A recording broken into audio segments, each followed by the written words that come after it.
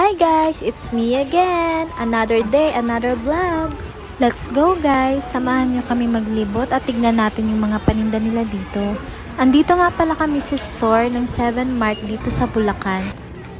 Dito nga pala sa second floor, nandito lahat ng mga damit nila, outfit na gusto mong suotin. May mga mura silang shoes, sandals, and slippers dito. Para sa mga nagtitipid, pwedeng-pwede kayo dito guys. Syempre sa katulad kong mami, kailangan natin magtipid at maging wais. Dito may mabibili ka sa halagang 30 pesos pataas. Parang nasa Divisoria ka na rin. Nag-check nga din pala ako dito para sa mga bata, baka may mga kasya sa kanila. At syempre, for the sukat kunwari, sorry na guys, kailangan ko takpan yung paa ko dyan kasi very sensitive yan.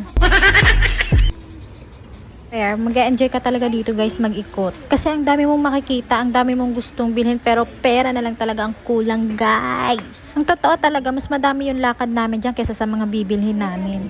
Mukha lang talaga kaming may pera dyan pero mukha lang talaga. Meron din sila ditong motor parts and accessories. Tinignan namin yung helmet nila dito kung maganda ba yung quality. Okay naman yung price and quality ng helmet nila dito.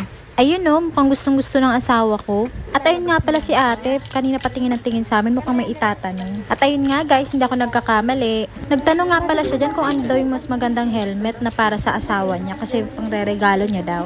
At sagot ko naman dyan, basta ate yung pinakamahal, sigurado magugustuhan ng asawa mo. O, diba natawa si ate? At eto guys, bumalik na kami sa baba. Kailangan na namin pumila dito at magbayad. At hanggang dito na lang ang video ko guys. Thank you for watching. Bye!